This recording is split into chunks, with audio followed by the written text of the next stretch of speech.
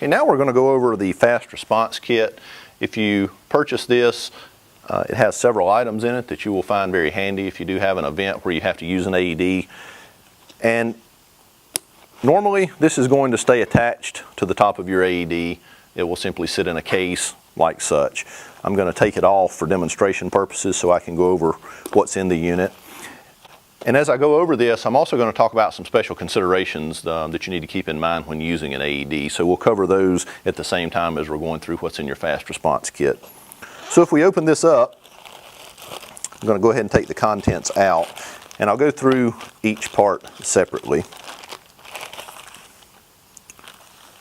So the first thing you see is there's another pair of scissors.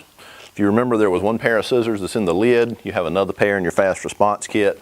Again, these are for cutting clothes, so we would come right up the center of the chest. All of the clothing needs to get out of the way to use an AED. And that includes any type of undergarments need to be cut. These scissors will cut through any clothes. You don't have to get it out from under them, but just make sure that the front of the chest is bare. So again, two pairs of scissors come, one in the fast response kit, one in the AED itself. You have two pairs of gloves. These are nitrile gloves. Please make sure you are wearing gloves and additional personal protective equipment if you have it before you start any resuscitative efforts. We have two pairs of gloves for that purpose.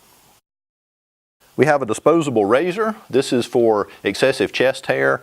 I would encourage you not to look at someone's chest and decide that it needs to be shaved. Real AED pads are extremely sticky, so go ahead and put them on even if they do have a hairy chest. If you need to shave the chest, you will know that because the unit will say press pads firmly to patient's chest.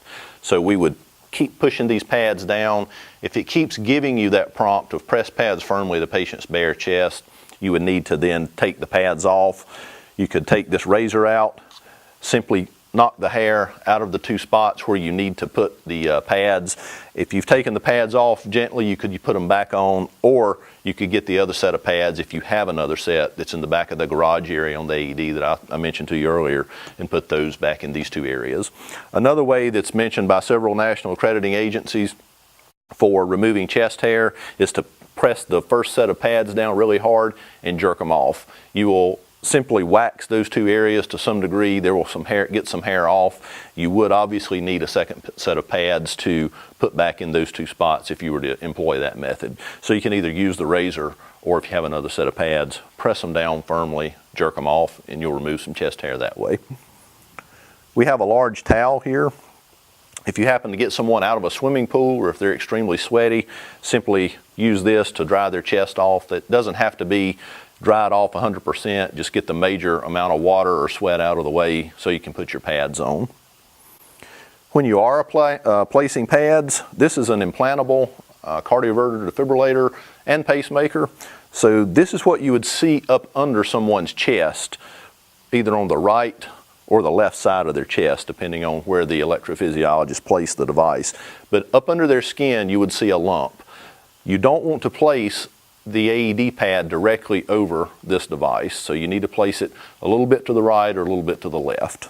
So any lump you see up under the skin, again, don't place the pad directly over it, a little bit to the right or a little bit to the left. Question sometimes comes up as well, can you use an AED with a pacemaker? You can. It's important to understand, and we won't spend a lot of time going into the processes of these devices, but a pacemaker has nothing to do with being in cardiac arrest. A pacemaker simply keeps your heart beating at the appropriate rate, so people who have a pacemaker in place have a slower heart rate than normal, so their heart needs to be paced at a higher rate. So don't worry about using an AED with a pacemaker or implantable cardioverter defibrillator. The last thing I'll show you is a pocket mask. These are used in your CPR training program if you've been through one, or if you're familiar with using it outside of a program. But this is pretty easy to use. You simply deploy this up from the bottom into a mask. The small part would go over the nose, large part at the bottom of the mouth, and we have a one-way valve here that keeps the victim's exhaled air from coming back in your face. So we would simply breathe through this port, and this takes the place of you having to do mouth to mouth. So that's pretty much everything that's in the fast response kit. I think you'll find that these items will come in very helpful if you do have an event wherever you're using the device. If you do use any of these, feel free to give us a call or contact your sales representative, and they can get you refills for whatever you've used out of here.